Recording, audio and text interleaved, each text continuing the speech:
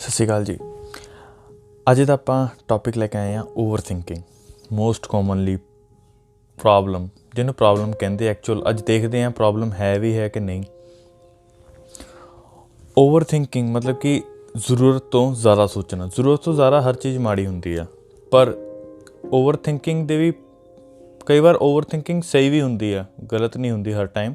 ਪਰ ਮੋਸਟਲੀ ਆਪਾਂ over thinking ਨੂੰ ਗਲਤ ਇਸ ਲਈ ਕਹਿੰਦੇ ਕਿਉਂਕਿ ਉਹ ਸਾਡੀ ਸਾਰੀ ਐਨਰਜੀ ਲੈ ਲੈਂਦੀ ਆ। ਕਿਉਂਕਿ ਆਪਾਂ ਮੋਸਟਲੀ ਜੋ ਓਵਰ ਥਿੰਕ ਸਾਡੇ ਮਾਈਂਡ 'ਚ ਚੱਲਦੀ ਆ ਉਹ ਨੈਗੇਟਿਵ ਟਰਮ 'ਚ ਹੁੰਦੀ ਆ। ਕੁਛ ਲਾਈਕ ਜੋ ਹੁਣ ਅਸੀਂ ਚਾਹੁੰਦੇ ਹਾਂ ਇਹ ਨਾ ਹੋਵੇ, ਉਸੇ ਟਰਮ 'ਚ ਦੇ ਵਿੱਚ ਇੱਕ ਥੋਟ ਚੱਲਦਾ ਰਹਿੰਦਾ। ਉਹ ਥੋਟ ਓਵਰ ਸਪੀਡ ਨਾਲ ਚੱਲਦਾ ਹੁੰਦਾ ਕਿ ਇੱਕੋ ਥੋਟ ਦੀ ਸਪੀਡ ਲਾਈਕ ਕਿੰਨੇ ਸਾਰੇ ਥੋਟ ਇਕੱਠੇ ਆ ਜਾਂਦੇ ਆ ਅਤੇ ਬਾਰ-ਬਾਰ ਚੱਲਦੇ ਰਹਿੰਦੇ ਆ। ਉਹਨੂੰ ਆਪਾਂ ਓਵਰ ਥਿੰਕਿੰਗ ਕਹਿ ਦਿੰਦੇ ਹਾਂ। ਜੇ ਥੋਟ ਲਿਮਿਟ 'ਚ ਚੱਲਣ ਕੋਈ ਪ੍ਰੋਬਲਮ ਨਹੀਂ ਹੈਗੀ, ਕਿਉਂਕਿ ਕੋਈ ਵੀ ਇੱਦਾਂ ਦਾ ਹੈ ਨਹੀਂ ਗਾ ਜਿਹਦੇ ਮਾਈਂਡ 'ਚ ਥੋਟ ਨਾ ਹੋਣ। ਥੋਟ ਜ਼ਰੂਰੀ ਹੈ ਸਰਵਾਈਵਲ ਵਾਸਤੇ। ਥੋਟ ਨਾ ਹੋਣ ਤਾਂ ਫਿਰ ਬੰਦਾ ਜ਼ਿੰਦਾ ਲਾਸ਼ ਆ। ਓਵਰ ਥਿੰਕਿੰਗ ਕਿਉਂ ਹੁੰਦੀ ਆ?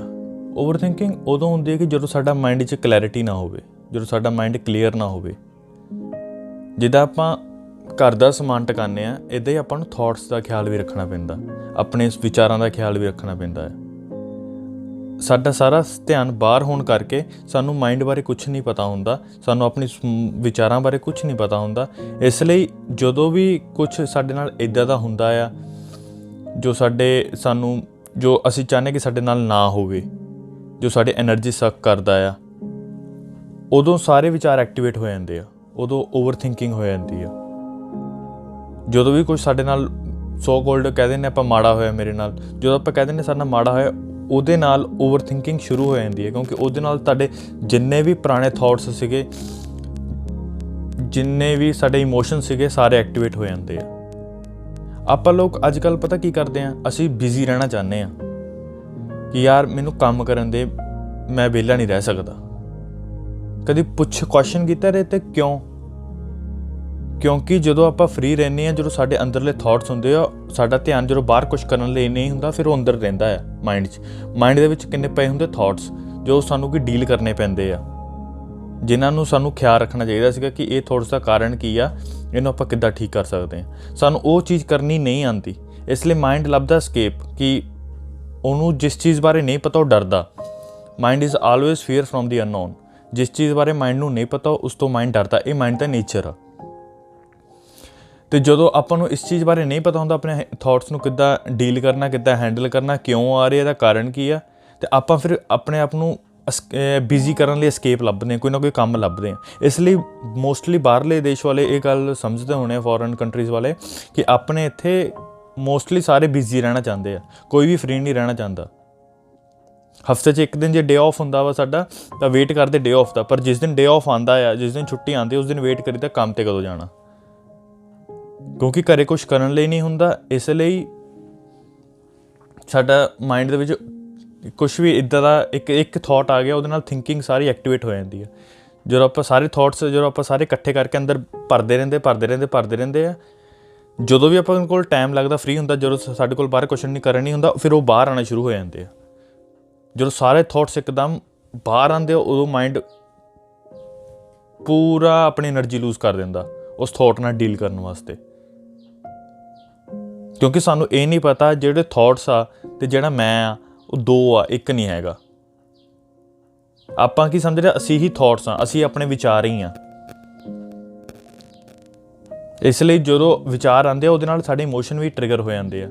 ਕਈ ਵਾਰ ਉਦਾਸੀ ਵਾਲੇ, ਕਦੀ ਅਸੀਂ ਦੁਖੀ ਹੋ ਜਾਂਦੇ ਹਾਂ, ਕਦੀ ਆਪਾਂ ਰੋਣ ਲੱਗ ਜਾਂਦੇ ਹਾਂ, ਕਦੀ ਇਮੋਸ਼ਨਲ ਹੋ ਜਾਂਦੇ ਹਾਂ, ਜਾਂ ਸੋ ਕੋਲਡ ਪੋਜ਼ੀਟਿਵ ਓਵਰ ਥਿੰਕਿੰਗ। ਕਈ ਵਾਰ ਆਪਾਂ ਜ਼ਰੂਰਤ ਤੋਂ ਜ਼ਿਆਦਾ ਹੀ ਪੋਜ਼ੀਟਿਵ ਹੋ ਜਾਂਦੇ ਹਾਂ ਕਿ ਸਾਨੂੰ ਸਾਰਾ ਕੁਝ ਠੀਕ ਲੱਗਣ ਲੱਗ ਪੈਂਦਾ। ਚਾਹੇ ਕੋਈ ਸਾਡੇ ਨਾਲ ਗਲਤ ਕਰਦਾ ਪਿਆ, ਸਾਨੂੰ ਸਭ ਕੁਝ ਸਹੀ ਲੱਗਣ ਲੱਗ ਪੈਂਦਾ ਆ। ਉਹ ਵੀ ਇੱਕ ਤਰ੍ਹਾਂ ਦਾ ਪ੍ਰੋਬਲਮ ਆ, ਕਿਉਂਕਿ ਜਦੋਂ ਆਪਾਂ ਜ਼ਰੂਰਤ ਤੋਂ ਜ਼ਿਆਦਾ ਪੋਜ਼ੀਟਿਵ ਹੁੰਦੇ ਹਾਂ ਜਾਂ ਜ਼ਰੂਰਤ ਤੋਂ ਜ਼ਿਆਦਾ ਨੈਗੇਟਿਵ ਹੁੰਦੇ ਹਾਂ, ਦੋਨਾਂ ਦੇ ਵਿੱਚ ਹੀ ਪ੍ਰੋਬਲਮ ਕ੍ਰੀਏਟਸ ਹੁੰਦੀ ਆ। ਆਪਾਂ ਇਹ ਨਹੀਂ ਕਹਿ ਸਕਦੇ ਕਿ ਇਹਨਾਂ 'ਚ ਪ੍ਰੋਬਲਮ ਨਹੀਂ ਹੈਗੀ।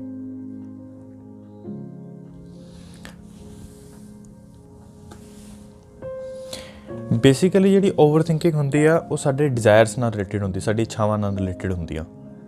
ਕਿ ਜੋ ਅਸੀਂ ਚਾਹੁੰਦੇ ਹਾਂ ਜਦੋਂ ਤਾਂ ਉੱਦਾਂ ਦਾ ਹੋ ਰਿਹਾ ਹੋਵੇ ਤਾਂ ਅਸੀਂ ਕੁਛ ਜ਼ਿਆਦਾ ਹੀ ਐਕਸਾਈਟਿਡ ਹੁੰਦੇ, ਜ਼ਿਆਦਾ ਹੀ ਓਵਰ ਥਿੰਕਿੰਗ ਕਰਨ ਲੱਗ ਪੈਂਦੇ ਹਾਂ ਕਿ ਜੇ ਇਹ ਹੋ ਗਿਆ ਫਿਰ ਮੈਂ ਇੱਦਾਂ ਕਰੂੰਗੀ, ਫਿਰ ਇੱਦਾਂ ਹੋਊਗਾ, ਫਿਰ ਇੱਦਾਂ ਕਰੂੰਗਾ। ਫਿਰ ਇਹ ਇਮੈਜੀਨੇਸ਼ਨਸ ਆਪਣਾ ਆਉਣ ਲੱਗ ਪੈਂਦੀਆਂ, ਮਾਇੰਡ ਵਿੱਚ ਬਹੁਤ ਕੁਛ ਚੱਲਣ ਲੱਗ ਪੈਂਦਾ, ਉਹ ਵੀ ਓਵਰ ਥਿੰਕਿੰਗ ਆ। ਕਿ ਜਦੋਂ ਇਹੀ ਉਹਦੇ ਓਪੋਜ਼ਿਟ ਜਦੋਂ ਸਾਡਾ ਅੰਦਰ ਉਹ ਚੀਜ਼ ਨਹੀਂ ਹੁੰਦੀ, ਉਹਦਾ ਡਰ ਆ ਜਾਂਦਾ ਅੰਦਰ, ਫਿਰ ਕਿਤੇ ਇਹ ਨਾ ਹੋ ਜਾਵੇ, ਇਹ ਨਾ ਹੋ ਜਾਵੇ, ਇੱਦਾਂ ਹੋ ਗਿਆ ਤਾਂ ਇਹ ਹੋ ਜਾਊਗਾ, ਇੱਦਾਂ ਹੋ ਜਾਏਗਾ ਇਹ ਹੋ ਜਾਊਗਾ। ਇਹਦੇ ਨਾਲ ਰਿਲੇਟਿਡ ਜਦੋਂ ਸਾਰੇ ਨੈਗੇਟਿਵ ਵੇ ਨਾਲ ਆਪਾਂ ਜਦੋਂ ਸੋਚਦੇ ਕੁਛ ਗਲਤੀ ਹੋਊਗਾ ਸਾਡੇ ਨਾਲ, ਜਦੋਂ ਆਪਾਂ ਇਹ ਸੋਚਣ ਲੱਗ ਪੈਂਦੇ ਉਹਦੀ ਵੀ ਇਮੈਜੀਨੇਸ਼ਨਸ ਆਉਣ ਲੱਗ ਪੈਂਦੀਆਂ, ਉਹਨੂੰ ਵੀ ਓਵਰ ਥਿੰਕਿੰਗ ਕਹਿੰਦੇ ਆ। ਇਹਨਾਂ ਨੂੰ ਸਮਝਣਾ ਜ਼ਰੂਰੀ ਆ, ਕਿਉਂਕਿ ਜੇ ਆਪਾਂ ਸਮਝਾਂਗੇ ਨਹੀਂ ਤਾਂ ਸੋਲੂਸ਼ਨ ਨਹੀਂ ਨਿਕਲੂਗਾ। ਜੇ ਆਪਾਂ ਨੂੰ ਚੀਜ਼ ਬਾਰੇ ਕੋਈ ਵੀ ਪ੍ਰੋਬਲਮ ਦਾ ਸੋਲੂਸ਼ਨ ਕੱਢਣਾ, ਪਹਿਲਾਂ ਪ੍ਰੋਬਲਮ ਦਾ ਤਾਂ ਪਤਾ ਹੋਣਾ ਜ਼ਰੂਰੀ ਹੈ ਨਾ, ਕਿ ਆਹ ਪ੍ਰੋਬਲਮ ਹੈ, ਕਿ ਇਹ ਮੇਰੀ ਲਾਈਫ ਵਿੱਚ ਬਹੁਤ ਜ਼ਿਆਦਾ ਮੇਰਾ ਟਾਈਮ ਖਰਾਬ ਕਰ ਦਿੰਦੀ ਹੈ। ਜੇ ਥੋਟਸ ਦਾ ਕਲੀਅਰ ਨਾ ਹੋਵੇ ਨਾ, ਫਿਰ ਟਾਈਮ ਦਾ ਵੀ ਪਤਾ ਨਹੀਂ ਲੱਗਦਾ। ਫਿਰ ਲਾਈਕ ਸਾਰਾ ਟਾਈਮ ਸੋਚਣ 'ਚ ਹੀ ਨਿਕਲ ਜਾਂਦਾ ਵਾ ਕਿ ਜੋ ਐਕਚੁਅਲ ਮੂਮੈਂਟਸ ਹੁੰਦੇ ਉਹਦਾ ਪਤਾ ਵੀ ਨਹੀਂ ਲੱਗਦਾ ਸਾਨੂੰ। ਇਸ ਲਈ ਓਵਰ ਥਿੰਕਿੰਗ ਤੋਂ ਜ਼ਿਆਦਾ ਸਾਰੇ ਲੋਕ ਬਚਣਾ ਚਾਹੁੰਦੇ ਆ, ਸਾਰੇ escape ਲੱਭਦੇ, ਕਿਉਂਕਿ ਉਹਨਾਂ ਨੂੰ ਡੀਲ ਕਰਨਾ ਨਹੀਂ ਆਉਂਦਾ। ਬਿਜ਼ੀ ਕਰਨਾ ਵੀ ਸੋਲੂਸ਼ਨ ਨਹੀਂ ਹੈਗਾ ਆਪਣੇ ਆਪ ਨੂੰ, ਕਿਉਂਕਿ ਤੁਸੀਂ ਕਿੰਨੀ ਚਿਰ ਬਿਜ਼ੀ ਕਰ ਲਓਗੇ ਆਪਣੇ ਆਪ ਨੂੰ। ਮੋਸਟਲੀ ਲੋਕ ਆਪਣੇ ਬਾਹਰਲੀ ਕੰਟਰੀਆਂ 'ਚ ਜਾਂ ਈਵਨ ਦੋ ਇੰਡੀਆ 'ਚ ਵੀ ਹੈਗਾ ਇਹ ਚੀਜ਼, ਈਵਨ ਦੋ ਇੰਡੀਆ 'ਚ ਵੀ ਸਾਰੇ ਆਪਣੇ ਆਪ ਨੂੰ ਬਿਜ਼ੀ ਹੀ ਰੱਖਣਾ ਚਾਹੁੰਦੇ ਆ, ਕਿਉਂਕਿ ਕੋਈ ਗੱਲ ਨਹੀਂ ਕਰਦਾ ਇਸ ਬਾਰੇ। ਸੈਲਫ ਅਵੇਅਰਨੈਸ ਇਸ ਲਈ ਜ਼ਰੂਰੀ ਹੈ, ਇਸ ਲਈ ਮੈਂ ਟੌਪਿਕ 'ਤੇ ਗੱਲ ਕਰ ਰਿਹਾ, ਕਿਉਂਕਿ ਕਿਸੇ ਨੂੰ ਖੁਦ ਨਹੀਂ ਡੀਲ ਕੀਤਾ ਤਾਂ ਕਿਸੇ ਨੂੰ ਕੀ ਦੱਸਾਂਗੇ ਆਪਾਂ। ਕਿਉਂਕਿ ਜਦੋਂ ਤੱਕ ਮਾਇੰਡ ਕਲੀਅਰ ਨਾ ਹੋਵੇ ਨਾ, ਤਦ ਤੱਕ ਅਸੀਂ ਕੋਈ ਵੀ ਕੰਮ ਇੱਦਾਂ ਦਾ ਨਹੀਂ ਹੈਗਾ ਜਿਹੜਾ ਆਪਾਂ ਸਹੀ ਤਰੀਕੇ ਨਾਲ ਕਰ ਸਕਦੇ ਹਾਂ। ਕੰਮ 'ਤੇ ਵੀ ਤੁਸੀਂ ਕੰਮ ਕਰਦੇ ਆ, ਆਪਾਂ ਕੰਮ ਕਰਦੇ ਹਾਂ, ਜਦੋਂ ਆਪਣਾ ਮਾਇੰਡ ਕਲੀਅਰ ਨਹੀਂ ਹੁੰਦਾ, ਆਪਾਂ ਦੇਖ ਲੈਂਦੇ ਕਿ ਸਾਡਾ ਧਿਆਨ ਹੈ ਹੀ ਨਹੀਂ ਕੰਮ 'ਚ, ਆਪਣਾ ਧਿਆਨ ਕਿਤੇ ਹੋਰ ਹੀ ਹੁੰਦਾ ਵਾ। ਓਵਰ ਥਿੰਕਿੰਗ ਜ਼ਿਆਦਾ ਹੀ ਸੋਚਦਾ ਹੁੰਦਾ, ਕਿਸੇ ਇੱਕ ਪਾਸੇ ਜ਼ਿਆਦਾ ਹੀ ਸੋਚਣ ਲੱਗ ਜਾਂਦਾ, ਅਤੇ ਇੱਕ ਪਾਸੇ ਕੰਮ ਕਰਨਾ ਹੁੰਦਾ, ਉਹ ਕੰਮ ਵੀ ਚੰਗੀ ਤਰ੍ਹਾਂ ਨਹੀਂ ਹੁੰਦਾ, ਉਹ 'ਚ ਵੀ ਮਿਸਟੇਕਸ ਹੋਣ ਲੱਗ ਪੈਂਦੇ ਜ਼ਿਆਦਾ। ਜਦੋਂ ਆਪਾਂ ਨੂੰ ਲੱਗੇ ਨਾ ਇੱਦਾਂ ਕਿ ਆਪਣਾ ਮਾਇੰਡ ਕੁਛ ਜ਼ਿਆਦਾ ਹੀ ਸੋਚ ਰਿਹਾ ਵਾ, ਜ਼ਿਆਦਾ ਵਿਚਾਰ ਕਰ ਰਿਹਾ ਵਾ, ਤਾਂ ਆਪਾਂ ਨੂੰ ਇੱਕ ਓਪਨ ਇਨਵਾਇਰਨਮੈਂਟ 'ਚ ਜਾਣਾ ਚਾਹੀਦਾ। ਓਪਨ ਇਨਵਾਇਰਨਮੈਂਟ ਇਨ ਦਾ ਸੈਂਸ ਕਿ ਪਾਰਕ 'ਚ ਚਲੇ ਗਏ, 2 ਮਿੰਟ ਬੈਠੇ, ਸ਼ਾਂਤ ਹੋ ਗਏ, ਕਿਉਂਕਿ ਮਾਇੰਡ ਨੂੰ ਓਪਨਨੈਸ ਬਹੁਤ ਪਸੰਦ ਆ, ਖੁੱਲ੍ਹਾਪਨ ਬਹੁਤ ਪਸੰਦ ਆ। ਪਰ ਆਪਾਂ ਕੀ ਕੀਤਾ, ਆਪਣੇ ਮਾਇੰਡ ਨੂੰ ਥੋਟਸ ਨਾਲ ਪੂਰਾ ਭਰ ਕੇ ਰੱਖਿਆ ਹੋਇਆ, ਵਿਚਾਰ, ਉਹਦੇ ਕਰਕੇ ਨਾ ਮਾਇੰਡ ਜੈਮ ਹੋਇਆ ਪੂਰਾ। ਇਸ ਕਰਕੇ ਸਹੀ ਡਿਸੀਜਨ ਵੀ ਨਹੀਂ ਲੈ ਪਾਉਂਦਾ ਕਈ ਵਾਰ। ਮੋਸਟਲੀ ਸਾਨੂੰ ਜਦੋਂ ਨਾ ਮਾਇੰਡ ਜੈਮ ਹੁੰਦਾ, ਫਿਰ ਆਪਾਂ ਚੀਜ਼ ਦੀ ਇੱਕ ਸਾਈਡ ਹੀ ਦੇਖ ਸਕਦੇ ਹਾਂ, ਦੂਜੀ ਦੇਖ ਨਹੀਂ ਸਕਦੇ, ਕਿਉਂਕਿ ਮਾਇੰਡ ਆਲਰੇਡੀ ਓਕੂਪਾਈਡ ਆ ਹਰ ਚੀਜ਼ ਨਾਲ, ਹਰ ਥੋਟਸ ਨਾਲ ਓਕੂਪਾਈਡ ਹੈ। ਤੁਸੀਂ ਕਿੱਦਾਂ ਇੱਕ ਸਿਚੁਏਸ਼ਨ ਦੀ ਦੂਜੀ ਸਾਈਡ ਨੂੰ ਦੇਖੋਗੇ। ਇਸ ਵੀਡੀਓ 'ਚ ਮੈਂ ਸਿਰਫ ਗੱਲ ਕਰੂੰਗਾ ਓਵਰ ਥਿੰਕਿੰਗ ਦੀ। ਅਗਲੇ ਵੀਡੀਓ ਵਿੱਚ ਆਪਾਂ ਗੱਲ ਕਰਾਂਗੇ ਆਪਾਂ ਕਿੱਦਾਂ ਇਹਦਾ ਸੋਲੂਸ਼ਨ ਕੱਢਾਂਗੇ। ਸੋ ਕੋਈ ਵੀ ਡਿਸੀਜਨ ਹੁੰਦਾ, ਉਹਦੇ ਲਈ ਵੀ ਓਵਰ ਥਿੰਕਿੰਗ ਆਏ ਦੇ ਮਾਈਂਡ 'ਚ, ਕਰਾਂ ਕਿ ਨਾ ਕਰਾਂ, ਜੇ ਕੀਤਾ ਤਾਂ ਕੀ ਹੋਊਗਾ, ਨਹੀਂ ਕੀਤਾ ਤਾਂ ਕੀ ਹੋਊਗਾ। ਉਹਦੇ ਕਰਕੇ ਵੀ ਕਈ ਵਾਰ ਵਿਚਾਰ ਐਕਟੀਵੇਟ ਹੋ ਜਾਂਦੇ ਸਾਰੇ। ਉਹ ਵੀ ਕਾਹਦੇ ਕਰਕੇ ਆ, ਕਨਫਿਊਜ਼ਨ ਕਰਕੇ, ਕਿਉਂਕਿ ਮਾਇੰਡ 'ਚ ਕਲੈਰਿਟੀ ਹੈ ਨਹੀਂ ਗੀ, ਪਤਾ ਨਹੀਂ ਹੈਗਾ ਕਿ ਸਾਡੇ ਲਈ ਕੀ ਸਹੀ ਹੈ ਕੀ ਨਹੀਂ। ਕਿਉਂਕਿ ਆਪਣੇ ਗੋਲਸ ਤੇ ਸਾਨੂੰ ਆਪਣੇ ਬਾਰੇ ਨਹੀਂ ਪਤਾ ਹੈ ਕਿ ਸਾਨੂੰ ਕੀ ਚਾਹੀਦਾ, ਕੀ ਨਹੀਂ ਚਾਹੀਦਾ ਜ਼ਿਆਦਾ ਜ਼ਰੂਰੀ ਆ ਪਤਾ ਹੋਣਾ।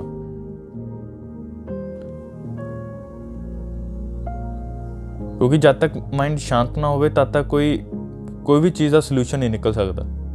ਇਸ ਲਈ ਖੁਦ ਦਾ ਪਤਾ ਹੋਣਾ ਜ਼ਿਆਦਾ ਜ਼ਰੂਰੀ ਆ, ਕਿਉਂਕਿ ਜਿਹੜਾ ਬੰਦਾ ਐਕਚੁਅਲ ਦੇ ਵਿੱਚ ਖੁਦ ਨੂੰ ਸਮਝਦਾ ਨਾ, ਉਹੀ ਦੂਜੇ ਦੀ ਪ੍ਰੋਬਲਮ ਨੂੰ ਸਮਝ ਸਕਦਾ ਕਿ ਅਗਲਾ ਬੰਦਾ ਕੀ ਫੀਲ ਕਰ ਰਿਹਾ। ਆਪਾਂ ਜ਼ਿਆਦਾ ਸੈਲਫ ਸੈਂਟਰਿਕ ਹੋ ਚੁੱਕੇ ਹਾਂ ਕਿ ਸਾਨੂੰ ਸਿਰਫ ਆਪਣੀ ਹੀ ਪਈ ਆ। ਇਸ ਕਰਕੇ ਵੀ ਓਵਰ ਥਿੰਕਿੰਗ ਹੁੰਦੀ ਆ ਕਿ ਜਿਹੜਾ ਬੰਦਾ ਸਿਰਫ ਆਪਣੇ ਬਾਰੇ ਹੀ ਸੋਚਦਾ ਆ,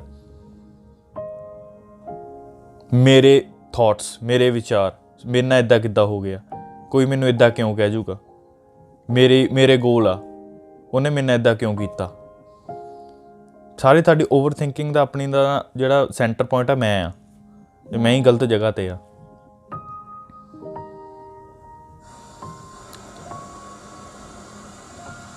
ਬਾਕੀ ਓਵਰ ਥਿੰਕਿੰਗ ਬਾਰੇ ਮੈਂ ਨੈਕਸਟ ਟੌਪਿਕ 'ਚ ਗੱਲ ਕਰਦਾ, ਵੀਡੀਓ ਜ਼ਿਆਦਾ ਲੰਬੀ ਹੋ ਜਾਣੀ ਹੈ, ਪਰ ਬੇਸਿਕਲੀ ਤੁਹਾਨੂੰ ਆਈਡੀਆ ਲੱਗ ਗਿਆ ਹੋਣਾ ਕਿ ਓਵਰ ਥਿੰਕਿੰਗ ਕੀ ਹੁੰਦੀ ਹੈ। ਬਾਕੀ ਨੈਕਸਟ ਵੀਡੀਓ 'ਚ ਜਲਦੀ ਮਿਲਦਾ। Thank you for listening.